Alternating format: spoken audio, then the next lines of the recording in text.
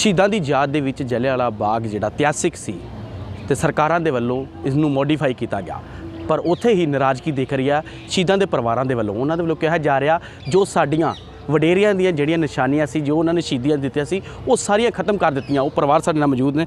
ਸਭ ਤੋਂ ਪਹਿਲਾਂ ਸਰ ਆਪਣਾ ਨਾਮ ਦੱਸ ਕੇ ਤੇ ਤੁਹਾਡੇ ਪਰਿਵਾਰ 'ਚ ਕੌਣ ਸ਼ਹੀਦ ਸੀ? देखो, मेरा नाम सुनील कपूर है। मेरे शहीद लाला वासूमल कपूर जी परदादा जी ਜਿਹੜੇ ਕਿ 2 ਗੋਲੀਆਂ ਲੱਗਣ ਨਾਲ ਸ਼ਹੀਦ ਹੋਏ ਸਨ, ਉਹਨਾਂ ਨੇ ਸ਼ਹਾਦਤ ਦਾ ਜਾਮ ਪੀਤਾ। ਇਸ ਦੇ ਨਾਲ ਜਿਵੇਂ ਕਿ ਤੁਸੀਂ ਸਵਾਲ ਕੀਤਾ ਵੀ ਇੱਥੇ ਜਿਸ ਤਰ੍ਹਾਂ ਕਿ ਸਾਡੇ ਵੱਡ ਵਡੇਰਿਆਂ ਦੀ ਸਾਰੀਆਂ ਜਿਹੜੀਆਂ ਵੈਨਿਸ਼ ਕੀਤੀਆਂ ਗਈਆਂ, ख़त्म ਕੀਤੀਆਂ ਗਈਆਂ, ਬਿਲਕੁਲ ਸਹੀ ਹੈ ਕਿ ਇਹਨਾਂ ਨੇ ਇੱਥੋਂ ਸਾਡੀਆਂ ਤਸਵੀਰਾਂ ਬਜ਼ੁਰਗਾਂ ਦੀਆਂ, ਉਹਨਾਂ ਦਾ ਇਤਿਹਾਸ ਬਿਲਕੁਲ ख़त्म ਕਰ ਦਿੱਤਾ। ਉਹ ਵੈਨਿਸ਼ ਕਰ ਦਿੱਤਾ ਗਿਆ। ਕਿਸੇ ਵੀ ਗੈਲਰੀ ਦੇ ਵਿੱਚ ਉਹਨਾਂ ਦਾ ਇਤਿਹਾਸ ਨਹੀਂ ਹੈ, ਨਾ ਸਾਡੀ ਪੜਦਾਦੀ ਦਾ ਤੇ ਨਾ ਸਾਡੇ ਪੜਦਾਦਾ ਜੀ ਦਾ। ਉਹਨਾਂ ਦੀ ਫੋਟੋ ਲੱਗੀ ਸੀ, ਉਹਨਾਂ ਦਾ ਇਤਿਹਾਸ ਲਿਖਿਆ ਹੋਇਆ ਸੀ ਕਿ ਲਾਲਾ ਵਾਸੂਮਲ ਕਪੂਰ ਜੀ ਨੇ ਇੱਥੇ 2 ਗੋਲੀਆਂ ਲੱਗਣ ਦਾ ਸ਼ਹਾਦਤ ਦਾ ਜਾਮ ਪੀਤਾ। ਇਸ ਦਾ record already ministry of culture, British record, DC administration ਸਾਰਿਆਂ ਕੋਲ ਹੈ। ਪਰ ਇਸ ਰਿਕਾਰਡ ਦੇ ਵਿੱਚ ਮੈਨੂੰ ਇਹ ਨਹੀਂ ਸਮਝ ਲੱਗੀ ਵੀ ਕਿਸੇ ਵੀ ਏਜੰਸੀ ਨੇ, ਚਾਹੇ DC ਐਡਮਿਨਿਸਟ੍ਰੇਸ਼ਨ ਲੈ ਲਓ, ਚਾਹੇ ਮਿਨਿਸਟਰੀ ਆਫ ਕਲਚਰ ਲੈ ਲਓ, ਪੰਜਾਬ ਸਰਕਾਰ ਲੈ ਲਓ, ਆਰਕਾਈਵ ਡਿਪਾਰਟਮੈਂਟ ਲੈ ਲਓ, ਪੁਰਾਤਨ ਵਿਭਾਗ ਲੈ ਲਓ, ਕਿਸੇ ਨੇ ਵੀ 31 ਪਰਿਵਾਰਾਂ ਨਾਲ ਮਿਲਣ ਦਾ ਕੋਈ ਉਪਰਾਲਾ ਨਹੀਂ ਕੀਤਾ, ਕਿਸੇ ਨਾਲ ਮਿਲਣ ਦਾ ਕੋਈ ਸਹਿਯੋਗ ਨਹੀਂ ਪਾਇਆ। ਨਾ ਹੀ ਅਸੀਂ ਕਈ ਵਾਰ ਇਹਨਾਂ ਨੂੰ, ਪ੍ਰਧਾਨ ਮੰਤਰੀ ਸਾਹਿਬ ਨੂੰ, ਚੀਫ ਮਿਨਿਸਟਰ ਸਾਹਿਬ ਨੂੰ ਵੀ ਗੁਹਾਰ ਲਾਈ ਵੀ ਇਸ ਦੀ ਕਮੇਟੀ ਦੇ ਵਿੱਚ ਸਾਨੂੰ ਮੈਂਬਰ ਲਿੱਤਾ ਜਾਵੇ ਤਾਂ ਜੋ ਅਸੀਂ ਆਪਣੀ ਭਾਵਨਾਵਾਂ ਤੇ ਆਪਣਾ ਇਤਿਹਾਸ ਸਾਂਝਾ ਕਰ ਸਕੀਏ। ਪਰ ਇਹਨਾਂ ਦੇ ਉੱਤੇ ਕੋਈ ਜੂੰ ਨਹੀਂ ਸਿਰਕਦੀ। ਤੁਸੀਂ ਆਨੰਦ ਪਾਰਕ ਹੀ ਵੇਖ ਲਓ, ਜਦੋਂ ਆਨੰਦ ਪਾਰਕ ਹੀ ਬਣ ਗਿਆ, ਉੱਥੇ ਵੀ ਪੰਜਾਬ ਸਰਕਾਰ ਨੇ ਵੀ ਸਾਨੂੰ ਕੋਈ ਵੀ ਉੱਥੇ ਆਪਣਾ ਕੰਟਰੀਬਿਊਸ਼ਨ, ਵੀ ਸਾਡੇ ਬਜ਼ੁਰਗਾਂ ਦਾ ਕੀ ਕੰਟਰੀਬਿਊਸ਼ਨ ਸੀ, ਕਿਸੇ ਏਜੰਸੀ ਨੇ ਇਹ ਬਣਾਇਆ, ਲੇਕਿਨ ਉਹਨੇ ਸਾਡੇ ਨਾਲ ਕੋਈ ਵੀ ਵਾਰਤਾਲਾਪ ਨਹੀਂ ਕੀਤਾ, ਨਾ ਕੋਈ ਫੋਨ ਕੀਤਾ, ਨਾ ਸਾਡੇ ਮਿਲਣ ਨਾਲ। ਅੱਜ ਤੁਸੀਂ ਪਹੁੰਚ ਜਾਂਦੇ ਹੋ ਮੀਡੀਆ ਵਾਲੇ, ਸਾਰੇ ਸਾਡੇ ਭੈਣ ਭਰਾ, ਦੇਖੋ ਤੁਸੀਂ ਸਾਡੀ ਆਵਾਜ਼ ਹੋ, ਇੱਕ ਚੌਥਾ ਸਤੰਭ ਹੋ, ਤੁਸੀਂ ਆਵਾਜ਼ ਉਠਾਉਂਦੇ ਹੋ, ਲੇਕਿਨ ਇਹਨਾਂ ਦੇ ਕੰਨਾਂ ਦੇ ਵਿੱਚ ਕਦੋਂ ਆਵਾਜ਼ ਪਹੁੰਚੇਗੀ? ਇਹ ਪੰਜਾਬੀਆਂ ਦਾ ਵਿਰਸਾ ਜਿਹੜਾ ਇਹਦੇ ਤੇ ਹਮਲਾ ਕੀਤਾ ਗਿਆ, ਸਮਝੋ ਵੀ ਆ ਜੇਕਰ ਵੈਨਿਸ਼ ਹੋ ਗਿਆ, ਐਡਾ ਵੱਡਾ ਪੰਜਾਬੀਆਂ ਨੇ ਕੁਰਬਾਨੀ ਦਿੱਤੀ ਦੇਸ਼ ਦੀ ਆਜ਼ਾਦੀ ਲਈ, ਜੇ ਇਹਨਾਂ ਦੇ ਵਿਰਸੇ ਨੂੰ ਹੀ ਮਿਟਾ ਦਿੱਤਾ ਤੇ ਇਸ ਤੋਂ ਵੱਧ ਹੋਰ ਦੇਸ਼ ਦੀ ਆਜ਼ਾਦੀ ਦੇ ਲੈਣ ਤੋਂ ਬਾਅਦ ਸਾਡੇ ਸ਼ਹੀਦ ਆਜ਼ਮ ਭਗਤ ਸਿੰਘ ਲੈ ਲਓ, ਸ਼ਹੀਦ ਆਜ਼ਮ ਸਾਡੇ ਊਧਮ ਸਿੰਘ ਲੈ ਲਓ, ਉਹਨਾਂ ਦੇ ਪਰਿਵਾਰਾਂ ਦੀ ਹਾਲਤ ਦੇਖੋ ਅੱਜ ਕੀ ਬਣੀ ਆ, ਸਾਡੇ ਪਰਿਵਾਰਾਂ ਦੀ ਹਾਲਤ ਕੀ ਬਣੀ ਆ। ਪਰ ਕੋਈ ਸੁੱਧ ਬੁੱਧ ਲੈਣ ਦੀ ਇਹਨਾਂ ਨੇ ਕੋਈ, ਸਰਕਾਰਾਂ ਨੂੰ ਕੋਈ ਫਿਕਰ ਨਹੀਂ ਹੈ। ਉਹਨਾਂ ਨੂੰ ਸਿਰਫ ਤੇ ਸਿਰਫ ਆਪਣੀ ਸਿਆਸੀ ਰੋਟੀਆਂ ਸੇਕਣੀਆਂ, ਸਿਆਸੀਆਂ ਰੋਟੀਆਂ ਸੇਕ ਕੇ ਉਸ ਤੋਂ ਬਾਅਦ ਜਿਹਨੂੰ ਜਿੱਦਾਂ ਸਿਆਸੀ ਦਾ ਫਾਇਦਾ ਹੋ ਜਾਂਦਾ ਉਹ ਉਹਦੇ ਗੁਣਗਾਨ ਕਰਦਾ। ਇਹ ਲੱਗਦਾ ਕਿ ਤੁਹਾਨੂੰ 26 ਜਨਵਰੀ ਜਾਂ 15 ਅਗਸਤ ਦੇ ਉੱਤੇ ਹੀ ਯਾਦ ਕੀਤਾ ਜਾਂਦਾ, ਕਿਉਂਕਿ ਹੁਣ ਤੁਹਾਡੇ ਵੱਲੋਂ ਕੀ ਨਾਰਾਜ਼ਗੀ ਵੀ ਦਿਖਾਈ ਜਾ ਰਹੀ ਹੈ? ਦੇਖੋ, ਨਾਰਾਜ਼ਗੀ ਇਹ ਵੇ ਵੀ ਕੱਲ ਜਿਵੇਂ ਪਰਸੋਂ ਜਿਵੇਂ ਪ੍ਰਧਾਨ ਮੰਤਰੀ ਸਾਹਿਬ ਨੇ ਇੱਥੇ ਵਰਚੁਅਲ ਇਨੋਗ੍ਰੇਸ਼ਨ ਕੀਤੀ, ਵਰਚੁਅਲ ਇਨੋਗ੍ਰੇਸ਼ਨ ਕਰਨ ਤੇ ਅਸੀਂ ਸੈਕਟਰੀ ਸਾਹਿਬ ਨੂੰ ਤਕਰੀਬਨ 4-5 ਵਾਰ ਮੈਂ ਫੋਨ ਕੀਤਾ, ਉਹਨਾਂ ਨੂੰ ਕਿਹਾ ਵੀ ਮੈਂ ਮਿਲਣਾ ਵੀ ਚਾਹੁੰਦਾ 4-5 ਦਿਨ ਪਹਿਲੇ ਕਿ ਸਰ ਅਸੀਂ ਤੁਹਾਡੇ ਨਾਲ ਮਿਲਣਾ ਚਾਹੁੰਦੇ ਹਾਂ, ਪਤਾ ਲੱਗਾ ਵੀ ਤੁਸੀਂ ਅੰਮ੍ਰਿਤਸਰ ਆ ਗਏ ਜੇ। ਅਸੀਂ ਆਪਣਾ, ਸਾਨੂੰ ਚਾਹੇ ਪ੍ਰਧਾਨ ਮੰਤਰੀ ਸਾਹਿਬ ਕੋ 2 ਮਿੰਟ ਇੰਟਰੈਕਸ਼ਨ ਦੇ ਦਿਓ ਵੀ ਸਾਡੀ ਦਿਲ ਦੀ ਭਾਵਨਾ ਗਹਿਰਾਈ ਨਾਲ, ਜਿਹੜਾ 102 ਸਾਲ ਦੇ ਸਾਡੇ ਜ਼ਖਮ ਹੈ, ਅਸੀਂ ਉਹ ਪ੍ਰਧਾਨ ਮੰਤਰੀ ਸਾਹਿਬ ਨਾਲ, ਚੀਫ ਮਿਨਿਸਟਰ ਸਾਹਿਬ ਨਾਲ ਸਾਂਝੇ ਕਰ ਸਕੀਏ।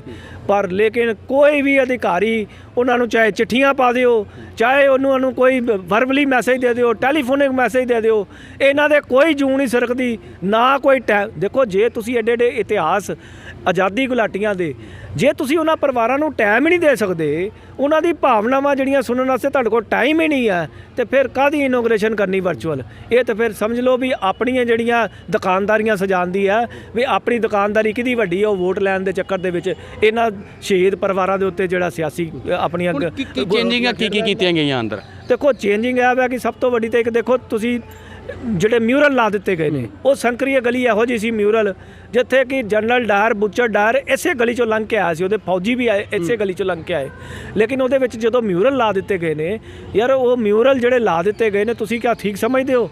ਯਾਰ ਉਹਦਾ ਇਤਿਹਾਸ ਹੈ, ਉਸ ਗਲੀ ਦਾ ਇੱਕ ਇਤਿਹਾਸ ਹੈ ਵੀ ਇੱਥੇ ਉਸ ਕਤਲੇਆਮ ਮਚਾਉਣ ਵਾਲੇ ਬੁੱਚਰ ਡਾਇਰ ਨੇ ਇਸੇ ਗਲੀ 'ਚੋਂ ਲੰਘੇ, ਤੇ ਜਦੋਂ ਆਉਣ ਵਾਲੀ ਪੀੜ੍ਹੀਆਂ ਦੇਖਣਗੀਆਂ ਵੀ ਉਹ ਇਹ ਮਿਊਰਲ ਬਣੇ ਸੀ ਉਦੋਂ, ਯਾਰ ਕਿਹੜੇ ਬੇਵਕੂਫ ਨੇ ਇਹ ਸਜ਼ਾ ਦਿੱਤੀ, ਜਿਹੜੀ ਆ ਇਹਨਾਂ ਨੂੰ ਸਲਾਹ ਦਿੱਤੀ ਆ ਵੀ ਆਹ ਜਿਹੜਾ ਕੰਮ ਮਿਊਰਲ ਲਾ ਦਿਓ।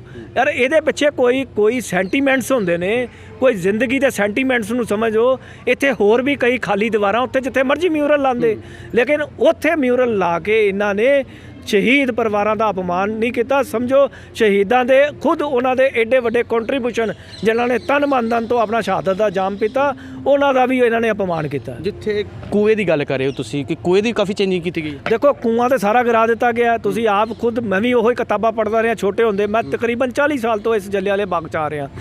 ਹਰ ਸਾਲ ਇਹ ਖੂਨੀ ਵਿਸਾਖੀ ਤੇ ਅਸੀਂ ਆਪਣਾ ਮੱਥਾ ਟੇਕਣ ਆਈਦਾ ਆਪਣੇ ਬਜ਼ੁਰਗਾਂ ਨੂੰ ਕਿ ਇੱਥੇ ਉਹਨਾਂ ਨੇ ਸ਼ਹਾਦਤ ਦਾ ਜਾਮ ਪੀਤਾ। ਇਹ ਕੂਆ ਜਿਹੜਾ ਸੀ, ਤੁਹਾਨੂੰ ਦੱਸਿਆ ਵੀ ਕੂਏ ਦੇ ਉੱਤੇ ਪਹਿਲੇ 1925 ਤੋਂ ਲੈ ਕੇ 1927 ਦੇ ਵਿੱਚ ਇਹਨਾਂ ਸ਼ਹੀਦ ਪਰਿਵਾਰਾਂ ਤੋਂ ਹੀ ਥੋੜ੍ਹੇ ਪੈਸੇ ਲੈ ਕੇ, ਕਿਸੇ ਕੋਲ 1 ਰੁਪਇਆ 2 ਰੁਪਏ ਉਸ ਟਾਈਮ ਦੇ 5 ਰੁਪਏ, ਕਿਸੇ ਨੇ ਜੋ ਵੀ ਮਿਲਿਆ, ਕਿਸੇ ਨੇ 4 ਇੱਟਾਂ ਹੀ ਲਿਆ ਕੇ ਆਪਣੇ ਦਿਲ ਤੋਂ ਲਾ ਦਿੱਤੀਆਂ। ਇਹ ਉਹ ਕੂਆ ਸੀ ਜਿਹਦੇ ਉੱਤੇ ਉਹਦੇ ਨਿਰਮਾਣ ਕੀਤਾ ਸੀ ਇਮਾਰਤ ਦਾ। ਪਰ ਇਹਦਾ ਵੀ ਸੈਂਟੀਮੈਂਟ ਕੋਈ ਨਹੀਂ ਰੱਖੇ ਗਏ। ਅੱਜ ਵੀ ਤੁਸੀਂ ਦੇਖ ਲਓਗੇ ਕਿਤਾਬਾਂ 'ਚ, ਬੱਚਿਆਂ ਦੀ ਕਿਤਾਬਾਂ 'ਚ ਉਸੇ ਕੂਏ ਦੀ ਫੋਟੋ ਲੱਗੀ ਹੈ। ਜਦੋਂ ਇਸ ਦੀ ਫੋਟੋ ਲੱਗੇਗੀ ਤੇ ਸਾਡੇ ਬੱਚੇ ਸਾਡੇ ਕੋਲ ਹੀ ਸਵਾਲ ਪੁੱਛਣਗੇ, ਆਉਣ ਵਾਲੀ ਪੁੱਛਦਾ ਕਿ ਪਾਪਾ ਜੀ ਇੱਥੇ 2 ਕੂਏ ਸੀ, ਪਾਪਾ ਜੀ ਇੱਥੇ 1 ਕੂਆ ਸੀ ਕਿ 2 ਕੂਏ ਸੀ, ਇਹ ਕੂਏ ਹੀ 2 ਹੋ ਗਏ ਨੇ। ਸੋ ਇਹ ਸੋਚਣ ਵਾਲੀ, ਵਿਚਾਰ ਵਾਲੀ ਗੱਲ ਆ ਭਈ ਯਾਰ ਤੁਸੀਂ ਕੋਈ ਤਾਂ ਇਹਨੂੰ ਦੇਖੋ, ਇਹ ਇੱਕ ਸ਼ਹੀਦਾਂ ਦਾ ਮੰਦਰ ਹੈ।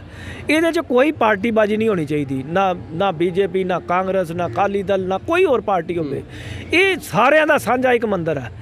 ਜਦੋਂ ਤੱਕ ਦੇਖੋ, ਮੈਂ ਇੱਕ ਹੋਰ ਸੁਝਾਅ ਦਿੰਦਾ ਤੁਹਾਡੇ ਮਾਧਿਅਮ ਨਾਲ, ਮੇਰਾ ਆਪਣਾ ਇੱਕ ਦਿਲੋਂ ਹੈ ਕਿ ਇੱਥੇ ਚਾਰੋਂ ਗ੍ਰੰਥ, ਗੁਰੂ ਗ੍ਰੰਥ ਸਾਹਿਬ, ਗੀਤਾ, ਕੁਰਾਨ, ਬਾਈਬਲ, ਇੱਥੇ ਇੱਕ ਕਮਰਾ ਬਣਾਇਆ ਜਾਂਦਾ ਜਿੱਥੇ 24 ਘੰਟੇ ਗੁਰਬਾਣੀ ਹੁੰਦੀ, ਉਹਨਾਂ ਦਾ ਪਾਠ ਸੁਣਿਆ ਜਾਂਦਾ ਗੀਤਾ ਦਾ। ਤੇ ਇੱਥੇ ਜਿਹੜੀ ਕਤਲੇਆਮ ਹਜ਼ਾਰਾਂ ਲੋਕਾਂ ਦੀ ਹੋਈ ਆ ਇਸ ਧਰਤੀ ਦੇ ਉੱਤੇ, ਉਹਨਾਂ ਨੂੰ ਸੱਚੀ ਸ਼ਰਧਾਂਜਲੀ ਹੁੰਦੀ ਕਿ ਜੇ ਇਹ ਚਾਰੋਂ ਧਰਮ, ਇੱਥੇ ਪੰਡਤ ਵੀ ਬਹਿੰਦਾ, ਇੱਥੇ ਗੁਰਬਾਣੀ ਕਰਨ ਵਾਸਤੇ ਗੁਰੂ ਘਰ ਤੋਂ ਵੀ ਆਪਣਾ ਗ੍ਰੰਥੀ ਸਾਹਿਬ ਆਉਂਦੇ, ਕੁਰਾਨ ਤੋਂ ਮੌਲਵੀ ਆਉਂਦੇ ਪੜ੍ਹਨ ਵਾਸਤੇ, ਇਹ ਚਾਰੋਂ ਇੱਕੋ, ਇਹ ਇਸ ਤੋਂ ਵੱਡਾ ਹੋਰ ਮੈਸੇਜ ਹੋਰ ਕੋਈ ਨਹੀਂ ਸੀ ਹੋ ਸਕਦਾ ਕਿ ਇੱਥੇ ਸਾਰੇ ਧਰਮਾਂ ਨੇ ਇਕੱਠੇ ਸਾਂਝੇ ਹੋ ਕੇ, ਜਾਤ ਪਾਤ ਛੱਡ ਕੇ ਸਾਰਿਆਂ ਨੇ ਇੱਕੋ ਮੰਦਰ ਹੈ, ਇੱਕੋ ਮੰਦਰ, ਇੱਕੋ ਬਲਿਦਾਨ ਦਿੱਤਾ ਸੀ ਸਾਰੀ ਜਾਤੀਆਂ ਨੇ। ਇਹਦੇ 'ਚ ਮੈਂ ਸਮਝਦਾ ਕਿ ਇਹ ਜੇਕਰ ਕਰਦੇ, ਮੈਂ ਸੁਝਾਅ ਭੇਜਿਆ ਸੀ ਇਹ ਲਿਖ ਕੇ ਵੀ, ਇਹਨਾਂ ਨੂੰ ਦੱਸਿਆ ਵੀ ਸੀ ਕਿ ਇੱਥੇ ਚਾਰੋਂ ਧਰਮਾਂ ਦਾ ਇੱਕ ਬਹੁਤ ਸੋਹਣਾ ਇੱਕ ਛੋਟਾ ਜਿਹਾ ਮੰਦਿਰ ਬਣਾਓ